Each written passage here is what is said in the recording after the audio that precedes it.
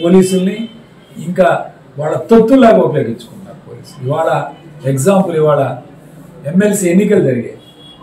ఎక్కడైనా ప్రజాస్వామ్య పద్ధతిలో జరుగుతున్నాయండి. దుర్గిలో ఏజెంట్లని బయటికి పంపించేశారు. లక్ష్మణరావు గారు రాజుపాలెంలో ఏజెంట్లను బయటికి పంపించారు. ఇక్కడ మున్సిపల్ హై స్కూల్ నర్సరావుపేటలో ఎమ్మెల్యే దగ్గరుండి దొంగ ఓట్లు వేపిస్తున్నాడు.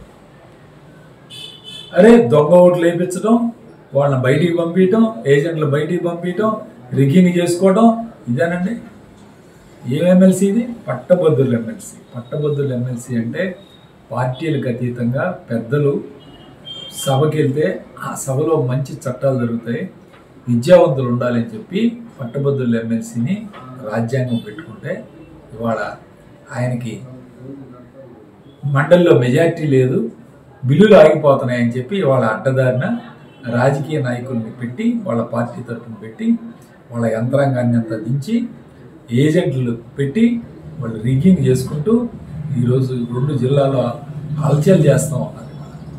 ఆఖరికి లక్ష్మణరావు కొడుకు మీద కూడా మంగళగిరిలో దాడి చేయడం చాలా దారుణంగా. ఈరోజు ప్రజాస్వామ్యం అనేది లేదు ఆంధ్రప్రదేశ్ రాష్ట్రం.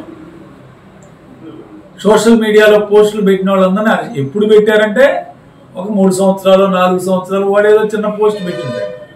వాడిని ఇప్పుడు తీసుకొచ్చి వేరే కేసు పెట్టి లోపలయ్యారు.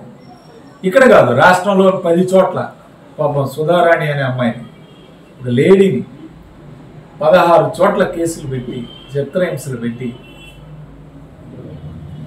ఫిజికల్ హెరాస్మెంట్ కూడా చేసి. Please subscribe .news